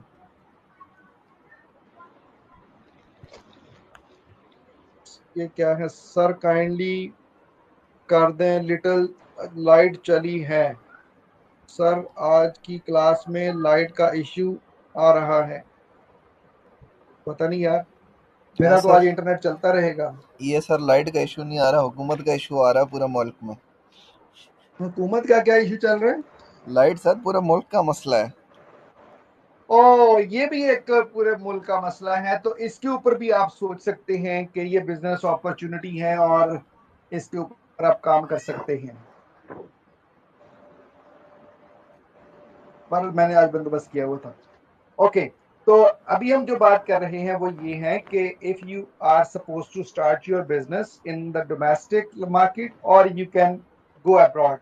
तो अब्रॉड जाने का एक ऑप्शन आपके पास exporting का है। An item produce in the domestic market can be sold abroad. दूसरा option जो है वो लाइसेंसिंग का है। So in this mode, the manufacturer of the home country leases the right of intellectual properties, for example technology, copyrights, brand name, etc etc जो भी है। तो आप अपना बिजनेस अगर दूसरे कंट्री में करना चाह रहे हैं, पहला तो ये है कि वहां पे आप एक्सपोर्ट करें। तो जैसे पाकिस्तान के अंदर कितनी चीजें बाहर की आके बिक रही हैं, चूंकि वो एक्सपोर्ट कर रहे हैं पाकिस्तान में और हम उसको बाय कर रहे हैं और यूज कर रहे हैं। दूसरा ऑप्शन ये हो सकता है कि वो लाइसेंस दे देते हैं, लाइक मैकडोनल्ड जिसने पाकिस्तान में शुरू किया, लाइसेंस है उसके, KFC लाइसेंस है उनके पास, या और दूसरी बैंक अल्फला पाकिस्तान का नहीं है, दूसरे हैं। तो लाइसेंसिंग का एक ऑप्शन है कि जो यूज करके आप इंटरनेशनली अपना कोई भी बिजनेस स्टार्ट कर सकते हैं। तो लाइसेंस देने वाला होगा मैन्युफैक्चरर, उसको लाइसेंसर बोलेंगे, और जिसको लाइसेंस मिलेगा उसको लाइसेंसी बोलेंगे। जैसे कि हमने कहा मेडिकल या सर्जिकल इंडस्ट्री में उधर सियालकोट में कितनी प्रोडक्ट्स बनती हैं और उनको वो दूसरे कंट्रीज में भेजते हैं। ऐसे ही स्पोर्ट्स इंडस्ट्री में, लेदर इंडस्ट्री में, तो वो मतलब ग्लोबल पर्सपेक्टिव में एंटरप्रेन्योरशिप। क्लियर, समझ आ गई कि नहीं आ गई? आ गई सर। Yes sir. तो यानी एंटरप्रेन्योरशिप जरूरी नहीं है कि आप सिर्फ पाकिस्तान में ही करें, आप इंटरनेशनली भी कर सकते हैं। तो इंटरनेशनली करने के क्या क्या पॉसिबल ऑप्शंस हैं? Number 1 is exporting, number 2 is licensing, number 2 license, और तीसरा है mergers and acquisitions. In merger and acquisitions, merger दो कंपनीज का आपस में मिल जाना, मर्ज कर जाना एक कंपनी का दूसरी कंपनी में। फॉर एग्जाम्पल के कोई और कंपनी बाहर से है और हमारी कंपनी वहां जाके मर्ज हो जाती है उस कंपनी के आवाज साथ, थोड़ी स्लो हो गई है तो सर आपकी। तो वो भी ग्लोबल पर्सपेक्टिव में कंसीडर होगी। या एक बड़ी कंपनी किसी और कंपनी को किसी और कंट्री में जाके खरीद लेती है, तो वो भी आप ग्लोबल पर्सपेक्टिव में एंटरप्रेन्योरशिप हो सकती है। In mergers and acquisitions, a home company may merge itself with a foreign company to enter an international business। समझ आ गई? Yes sir. Yes sir. जी तो सर आप समझ आ गई। एक्सपोर्ट के थ्रू इंटरनेशनल मार्केट में आ सकते हैं, आप लाइसेंस लेके या लाइसेंस दे के इंटरनेशनल मार्केट में आ सकते हैं, आप कंपनी के साथ मर्ज करके या एक कंपनी को खरीद करके इंटरनेशनल मार्केट में आ सकते हैं। Clear? Yes sir. Okay. Yes, sir. Another one is wholly owned subsidiary. Wholly owned subsidiary is a company whose common stock is fully owned by another company known as the parent company। यानी किसी company के सारे shares खरीद लें और आप global perspective में entrepreneur कहलाएंगे। फॉर एग्जाम्पल एक कंपनी जो है वो 20 कंट्रीज में ऑपरेट कर रही है, बेशुमार कंपनीज हैं, फार्मास्यूटिकल इंडस्ट्री में है, सेलुलर इंडस्ट्री में, आप परचेज कर लें सारे शेयर्स उनके, तो ये भी एक ऑप्शन है आपके पास। Another one is joint venture. आप जॉइंट वेंचर कर सकते हैं। जॉइंट वेंचर का मतलब क्या होता है? जब सर दो बंदे या दो से ज्यादा बंदे मिलके कोई काम करें या बिजनेस करें। वो दो बंदे जो है ना, वो कौन से दो बंदे? उसमें मिसाल के तौर पे कि एक कंपनी है, they are more strong in producing products, manufacturer है, लेकिन एक दूसरी कंपनी है वो मैन्युफैक्चरर में नहीं है, वो डिस्ट्रीब्यूशन में या मार्केटिंग में या सेल्स में एक्सपर्ट है। तो ये दोनों बंदे, for example company A and company B, ये दोनों पाकिस्तान में काम कर रही हैं, but both of these companies decide to start business, for example in Sri Lanka. Manufacturer, for example कि मैं बॉटल मैन्युफैक्चरर हूँ, आप जो है वो सप्लायर हैं, आपको सप्लाईज के बारे में पता है, मुझे मैन्युफैक्चरिंग के बारे में पता है, तो हम दोनों क्यों ना जाके फॉर एग्जांपल के नेपाल में काम शुरू करें, सऊदीया में काम शुरू करें जाके। तो ये जॉइंट वेंचर किया जा सकता है। जरूरी नहीं है कि आप होम कंट्री से हो, आप पाकिस्तान में हैं, एक आदमी टर्की में है, तो आप दोनों मिलके जॉइंट वेंचर टर्की में ही स्टार्ट कर सकते हैं, तो ये जॉइंट वेंचर होगा। तो ये ग्लोबल पर्सपेक्टिव में कंसीडर होगा as entrepreneurship. Understand? Yes sir. Okay. Another one is franchising. In this mode, an independent firm called the franchisee does the business using the name of another company called the franchisor। बेशुमार कंपनियों की पाकिस्तान में franchise है, जो कि मैंने आपको exam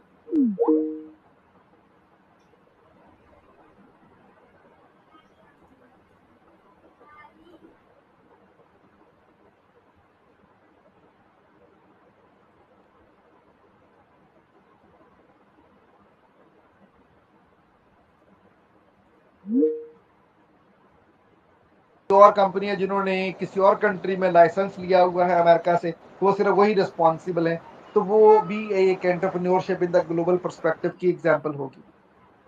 These are the different options to take you or take your business into the global market. So you can export, you can have license, or you can give license, you can go for joint ventures, you can go for mergers or acquisitions, or franchise or franchisor or franchisee, something like that. You got what I mean? Sir एक question था हाँ बोलो। Sir, ये KFC और जो McDonald है ये कश्मीर में क्यों नहीं ओपन हो सकता? आपने लाइसेंस की बात की है, वहां से एक क्वेश्चन आया मेरे माइंड में। अब कश्मीर में क्यों नहीं ओपन हो सकता? क्यों नहीं हो सकता? अगर वहां पे कस्टमर है, अगर वहां पे कस्टमर पे कर सकते हैं, अगर वहां पे कस्टमर इसको लाइक करते हैं, अगर वहां पे इतने कस्टमर हैं कि बिजनेस प्रॉफिटेबल हो सकता है, तो वहां भी खुल सकता है। क्यों नहीं खुल सकता? सर ये आप मुझे तो लगता है कि मैं सुना था कि कश्मीर मतनाज़ा इलाका है, इस वजह से यहाँ पे ओपन नहीं हो रहा। हाँ, मेरे ये भी एक माइंड में से रीजन है। क्वेश्चन आता था आपने। हाँ, ये भी एक रीजन है कि चूंकि मतलब कुछ ऐसी कंपनीज हैं जो कि अपनी बिल्डिंग परचेज करते हैं, तो अब कुछ एरिया जैसे कि कश्मीर के बारे में कहते हैं जी वहां पे कोई बाहर का आदमी आके जगह खरीद नहीं सकता, जी सर। तो just because of this is a disputed area, तो वहां का लोकल जो है वही कर सकेगा, तो इसलिए वहां पे ये ओपन नहीं होता। जैसे सऊदी अरेबिया में है कि वहां पे you can not start your own business, rather you have to have something like a कफील, कि कफील होगा जो कि अपना बिजनेस आपके साथ वो करेगा, नाम बिजनेस बहुत उसी के है। नाम पे होगा।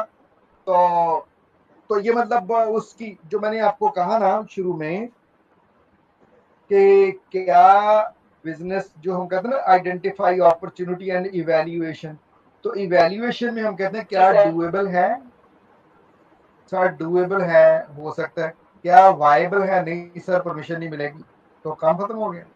वो डूएबल भी हो, मैनेजेबल भी हो, प्रॉफिटेबल भी हो, इकोनॉमिकल भी हो, वायबल भी हो, तो जब ये सारी चीजें होंगी तो फिर ही वो एंटरप्रेन्योरशिप कहलाएगा ना।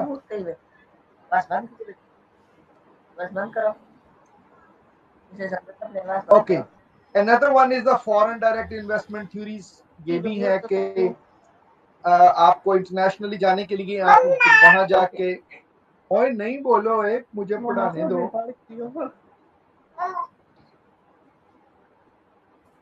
ओके, तो दूसरा है वो FDI, फॉरेन डायरेक्ट इन्वेस्टमेंट। आप फॉर एग्जांपल आजकल UAE में या अमेरिका में या दूसरे, वो कहते हैं जी आप आए, पैसा लेके आए और यहाँ पे बिजनेस स्टार्ट करें, तो अगर आपके पास इतनी इन्वेस्टमेंट है तो आप इंटरनेशनली वहां पे बिजनेस स्टार्ट कर सकते हैं। So foreign direct investment is an investment made by a company or an individual in one country in business interest in another country. So this could be another example of global business or global perspective for entrepreneurship. So either establishing business operations or acquiring business asset in another country, such as ownership or controlling interest in a foreign company. So that will be an example of foreign direct investment. कितनी companies है जो पाकिस्तान में operate कर रही है, because they have invested their money in this country, so they are now known as the foreign direct investment. तो ये भी एक ग्लोबल पर्सपेक्टिव में, ग्लोबल की बात करते हो तो आपका बिजनेस इंटरनेशनली आप कंसीडर करते हैं अपने आप। जी, अभी हमने पहला क्या किया कि हमने डिस्कस किया कि how can you be an entrepreneur in relation to the global perspective or across the boundaries. मुझे बताइए जो 4 phases थे, पहला फेज क्या है?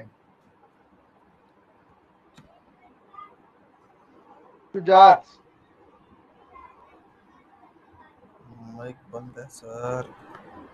शुजात, कोई भी मुझे बताए what is the first phase of entrepreneurship process? Sir entrepreneurship का पहला प्रोसेस होता है थिंक एन आइडिया। ओके, कोई और साहब?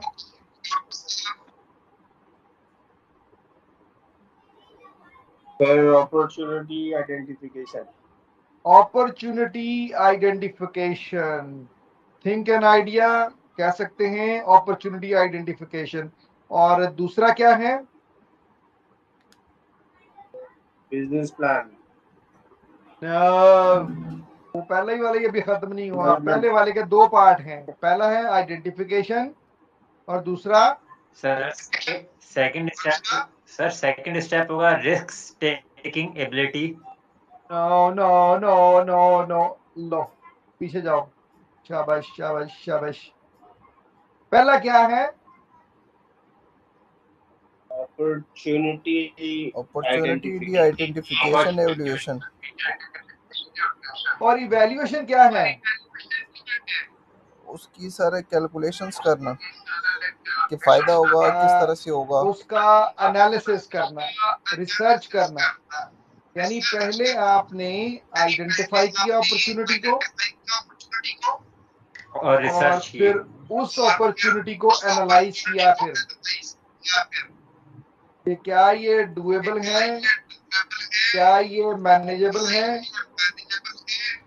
क्या ये प्रॉफिटेबल है, क्या ये इकोनॉमिकल है।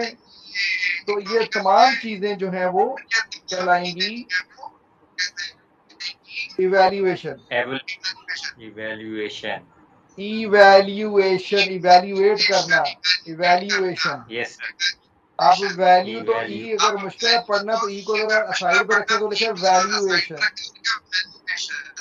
तो फिर वो कहलाएगा इवैल्यूएशन। तो किसका माइक ऑन है जो मुझे डिस्टर्ब कर रहा है? अख्तर का ही था। ओके, तो पहले फेज में कितने पार्ट हैं? तो पहला अपॉर्चुनिटी आइडेंटिफिकेशन और दूसरा इवैल्यूएशन। अब यहां पे जो हम आए थे global perspective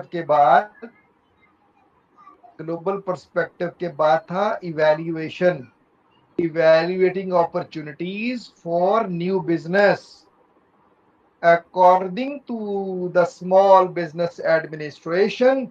Your investigation must be thorough, complete, rigorous, extensive, aggressive, analyzing the risks and benefits of the opportunity. तो अपॉर्चुनिटी जो आपने आइडेंटिफाई की और फिर उस अपॉर्चुनिटी को आपने एनालाइज करना है, उसको एनालाइज करना है लाइक एनीथिंग।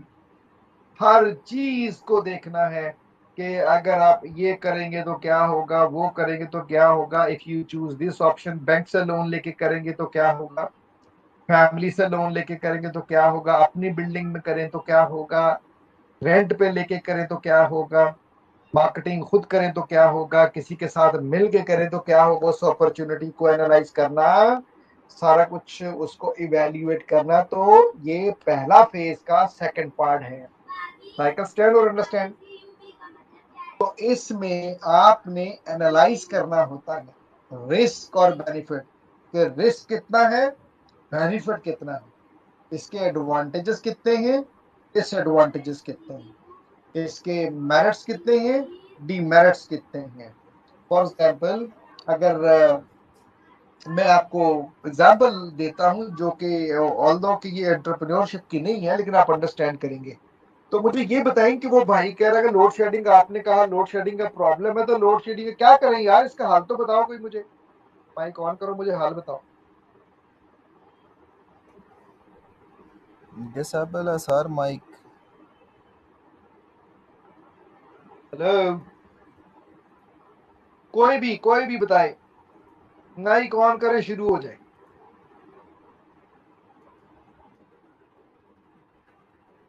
सर पहला तो स्टेप होगा आप सोलर सिस्टम लगवा लें। ओके, सोलर सिस्टम लगवा लें। ओके, सेकंड जनरेटर क्यों ना लगाऊं? सर जनरेटर से बहुत ज्यादा नॉइज होगी, डिस्टर्बेंस ज्यादा होगी फिर। तो जनरेटर में वो साउंड फ्री या साउंडलेस क्यों ना लगवा लूं? ओके मैं सर जिन्हें ये पॉसिबल है लेकिन अच्छा चलो एक्सपेंस ज्यादा होता है। अच्छा आपने कहा सोलर, सर एक तो सोलर वो मैं खरीद लूं या सोलर मैं इंस्टॉलमेंट पे ले लूं? सर एक मुझे फायदा इंस्टॉलमेंट से होगा या खरीद के होगा? सर एक चीज़ मैंने डिस्कस करनी थी रिलेटेड टू इलेक्ट्रिसिटी, कि दुनिया में जो सबसे सस्ती बिजली है वो पानी से तैयार होने वाली बिजली है। तो हम ऐसे रिसोर्सेज क्यों नहीं करते, लाइक हम बड़े बड़े टैंक अपने घर के लिए भी लगाते हैं, तो ये पानी ज़ाया तो नहीं होता, ये घूम के दोबारा जा सकता है। तो हम ऐसा कोई रिसाइकिल प्रोसेस क्यों नहीं बनाते कि जो पानी हमारे पास इतना स्टोर हो गया हम उससे बिजली जनरेट करें और वो साइकिल होता रहे। आपका ये एक बिजनेस अपॉर्चुनिटी अच्छी है, लेकिन पानी इतना है कि उसको आप स्टोर कर सके, फिर क्या आपके पास स्टोरेज कैपेसिटी है? आप वो पानी आमतौर पे ये डैम क्यों बनाए जाते हैं? क्योंकि पानी की एक साइड आपने ऊंची रखनी होती है, फिर उसके बाद एक साइड जो ना बिल्कुल नीची रखनी होती है।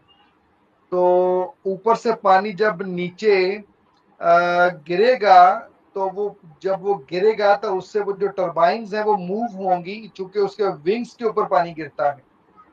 तो वो जब मूव होती हैं, वो जब वो स्पिन करती हैं, तो फिर उससे वो इलेक्ट्रिसिटी जनरेट होती है। तो मैदानी इलाकों में तो ये पॉसिबल नहीं है। तो आपको जितने भी नजर आएंगे डैम, तो वो आपको सारे पोठोहार के एरिया में, या जो ऐसे एरियाज हैं जहां से मतलब जिसको आप कह सकते हैं कि माउंटेनिंग एरियाज हैं, कि जहां ऊपर से नीचे को पानी आता है। तो या फिर आप ऐसा बंद बांध के डैम बना के, तो दूसरी तरफ आप नीचे उसकी नहर बना के करते हैं, तो वो मतलब है। तो उसमें क्या ये डुएबल है, मैनेजेबल है, कहाँ करना है? तो अगर आप कहें जी मुझे ये स्कर्दू या गिलगित या कश्मीर या सवात के एरिया में करना है, तो समझ में आता है। वहां लोगों ने बनाए हुए हैं जहां पे पहाड़ों से पानी आता है और वो गुजरना ही गुजरना है पानी ने। तो उन्होंने फिर अपने घरों में ऐसे छोटे छोटे डैम, गाँव में छोटे छोटे डैम बनाए हुए हैं कि जो वो मतलब कुछ 50, 100, 200 घरों की रिक्वायरमेंट को पूरा करते हैं। तो ये भी हो सकता है। हवा से भी होता है, कराची में कितनी हवा चलती है, तो वहां पे भी जो मतलब एयर विंड एनर्जी जनरेटर्स हैं वो मतलब इस्तेमाल हो सकते हैं। लेकिन मेरा सवाल ये नहीं था, मेरा क्वेश्चन ये था कि आपने कहा कि जी सोलर लगवा लें, तो सोलर खरीद के लगवाऊं या इंस्टॉलमेंट पे लेके लगवाऊं या रेंट पे इसको इस्तेमाल करूं, किसमें ज्यादा फायदा है?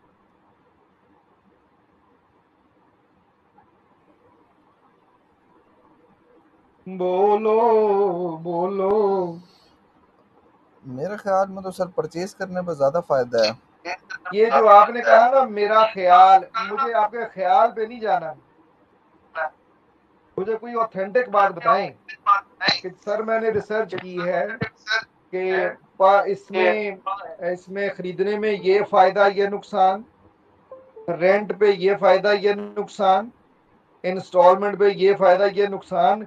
ये पूरा पहले एनालाइज करें, पहले रिक्वायरमेंट पूछे कितनी है मेरी, फिर एनालाइज करें, फिर लोगों से मिले, रिसर्च करें, फिर बताएं मुझे कि जनाब ये वाला आपके लिए ठीक होगा। तो ये क्या किया आपने, बेसिकली इवैल्यूएटिंग अपॉर्चुनिटीज। तो फिर मैं देखूंगा भी मेरे लिए फायदेमंद है कि नहीं, ये बिजनेस हो सकता है कि नहीं। जी लतीफ साहब, मिस्टर तौसीफ लतीफ, यार यहाँ पे नाम का ऑप्शन भी होगा पार्टिसिपेंट का भी, कि पहले वो ये नाम बताए। अच्छा सर आपसे एक छोटी सी चीज़ और भी पूछनी थी, क्लास बंद करने से पहले प्लीज़ बताइएगा। बोले, अभी पूछ ले आप। एक्चुअली सर हम बाकी क्लासेस ले रहे हैं ना, तो उसमें भी ये इशू आता है कि टीचर्स जो है ना माइक वगैरह ऑन नहीं कर पा रहे या उनसे हो नहीं रहा, तो फिर या जूम में शिफ्ट करते हैं या वो क्लास ही नहीं हो पाती। तो कुछ के ये मैसेजेस भी आ रहे हैं मेरे पास कि ये भी पूछ लेंगे ताकि हम उनको भी बता सकेंगे, इस तरह से खोल लें ताकि वो हमें बाकी क्लासेस में इशू ना आए। मेरा ख्याल है कि दो मेरे ख्याल हैं इस वक्त। पहले ये ख्याल, चूंकि मैं अक्सर ना अपना इसके ऊपर टीम को मैं ऑलरेडी इस्तेमाल कर रहा हूँ पिछले 1 साल से ना, तो मेरा ये ख्याल था कि ये शायद पीछे से जो ऑर्गेनाइजेशन है अलामा इकबाल, उन्होंने इसको डिसेबल किया था और हमने लास्ट क्लास में पूरी कोशिश की थी ओपन करने की, नहीं हो रहे थे। तो आज फिर मैंने दोबारा से कोशिश की, तो आज मुझे वो ऑप्शन, वही ऑप्शन मैंने ट्राई किया तो वो ओपन हो गए। तो मुझे ये लगता है कि या तो पिछली क्लास में ऑर्गेनाइजेशन ने बंद किए हों, क्योंकि ये ऑप्शन दी जाती है ना इसके अंदर जब आप सिस्टम इंस्टॉल कर रहे होते हैं, कभी आप अपने पार्टिसिपेंट को, चूंकि जो वेबिनार्स होते हैं ना, वेबिनार्स में अलाउ नहीं करते। तो अगर वर्कशॉप हो, ट्रेनिंग्स हो, तो उसमें हम अलाउ करते हैं कि उन कैमरा भी ऑन कर सकते हैं, माइक भी कर सकते हैं। तो पहला मेरा ख्याल था शायद यूनिवर्सिटी से नहीं है, तो अब ये ख्याल तो खत्म हो गया। अभी यूनिवर्सिटी की तरफ से अभी कोई प्रॉब्लम नहीं है, ये प्रॉब्लम सिर्फ टीचर या इसको यूज करने वाले की तरफ से है। तो मैंने आज जब किया तो हो गए और अभी हम क्लास ले रहे हैं। तो आप ऐसा कर सकते हैं कि उनसे कहें कि वो आपको बना दें, रिप्रेजेंटेटिव बना दें, या आपको जो मतलब होता है ना क्लास का क्या कहते हैं उसको बनाना, मॉडरेटर, तो मॉडरेटर बना दें। मॉनिटर तो नहीं, मॉनिटर नहीं, इस मशीन में आता है मॉडरेटर। हाँ, मॉडरेटर। तो मॉडरेटर में आप प्रेजेंटर बना दे, आपको यूं कह लें आप। तो वो जब आप प्रेजेंटर बन जाते हैं ना, तो फिर आप ये सारा कुछ अपने हाथ में कंट्रोल आ जाता है। वो टीचर को बोले कि जी मुझे प्रेजेंटर या मॉडरेटर बना दें, तो जब आप मॉडरेटर बन जाएंगे तो फिर आप खुद से कर रहे, तो फिर टीचर भी ऐसे ही ज्वाइन करेगा जैसे आप लोगों ने ज्वाइन किया है। फिर ये वाला करने वाला काम उसको नहीं करना, परेशानी नहीं होगी। फिर अफाका हुआ कुछ? जी सर, हो गया। चलो अच्छी बात है। ओके, तो अभी हम क्या डिस्कस कर रहे हैं सर? जी मैं ये कह रही थी, तो फिर ये जो हमारी क्लासेस जो निकल चुकी हैं, तो फिर इसका क्या होगा हमारा? कौन सी क्लासेस निकल चुकी हैं? मतलब जो इससे पिछले वाली जो हमारी क्लास आवाज नहीं आ रही थी, और उसमें जो जो आपने एक्सप्लेनेशन दी, क्योंकि हमने टीम पे भी देखा तो वहाँ पे तो कोई वॉइस ही नहीं आ रही है। आज आ रही है जी, अल्लाह का शुक्र है आज आ रही है।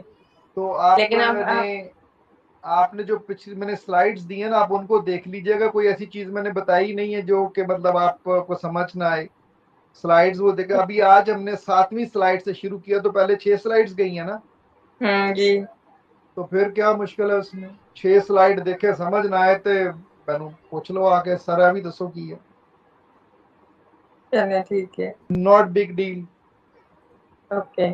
ओके, अभी हम पढ़ क्या रहे हैं बताइए जरा। Regulating opportunities for new business, evaluating opportunities. इसका मतलब क्या होता है कि हम अपने बिजनेस की अपॉर्चुनिटीज को किस तरह न्यू बिजनेस हम कर सकते हैं, क्या क्या चीजें रिसोर्सेज इस्तेमाल करें जिससे हम किसी को गाइड करें और नहीं आए। इसका मतलब ये होता है कि जो आइडिया आपने आइडेंटिफाई किया है, वो आइडिया क्या बिजनेस के काबिल है, एनालाइज करते हैं, इन्वेस्टिगेशन करते हैं, रिसर्च करते हैं, एनालिसिस करते हैं, उसकी वो क्या कहते हैं, वो सारा कुछ उधेड़ते हैं उसको। Then you come to the conclusion कि क्या वो पॉसिबल है कि नहीं है। तो ये आपका जो पहला पार्ट है, identification of an opportunity and at the same time assessing them. Assess करते हो कि ये हो भी सकता है कि नहीं हो सकता। जी महक, जी बच्चे, महक क्या कह रहे हो आप? जी सर, मैं ये कहना चाह रही थी कि ऊंचा बोलो। मैं ये कहना चाह रही थी अगर बाय चांस मुझे आवाज बहुत कम आ रही है, माइक को पास करो माउथ पीस के। हेलो, अब आ रही मेरी आवाज? सर मैं ये कहना चाह रही थी अगर महक, मुझे आपकी आवाज बहुत कम आ रही है। आप कुएं में अपना माइक जरा पास करो। सर मैं ये कहना चाह रही थी अगर हमारी क्लास कोई मिस हो जाती है बाय चांस, तो क्या हमें वीडियो या ऑडियो रिकॉर्डेड मिल सकती है ताकि हम अपनी ये जो स्लाइड्स कर रहे हैं इसकी हाँ, ये अभी जो है ना अपना पोर्टल आपका LMS का, वहां पे ये अवेलेबल होती हैं, आपको मिल जाती हैं बाद में। आप जाके चेक कर लेते हैं खुद ही, रिकॉर्डिंग हो रही होती है वहां पे। अच्छा चलो मैं आपको चीज दिखाता हूँ, छोड़ो।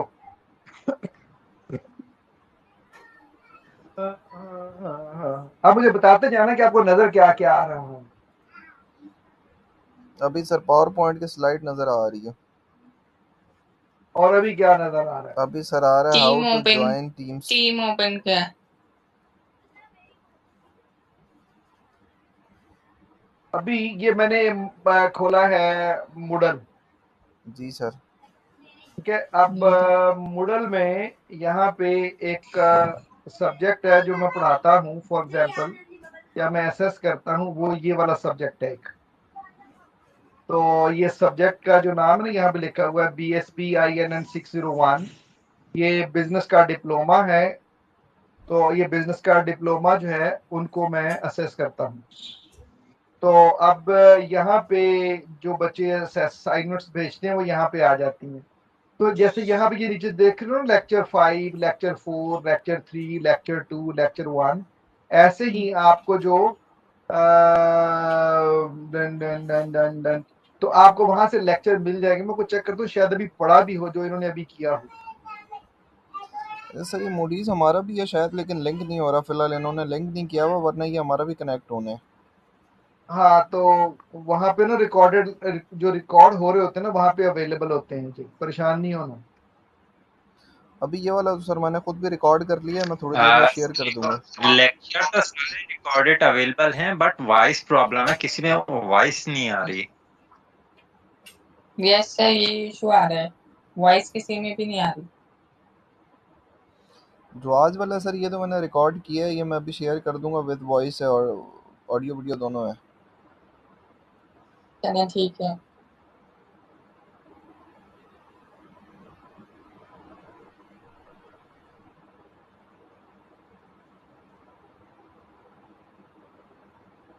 सर व्हाट्सएप ग्रुप बना हुआ है इस क्लास का? जी ग्रुप्स बने हुए हैं, एक मैंने लिंक शेयर किया है, 2-3 ग्रुप्स बने हुए हैं शायद। एक मैं ऑपरेट कर रहा हूँ, एक और भी कुछ चल रहा है। सर दोनों ग्रुप्स में ऐड है।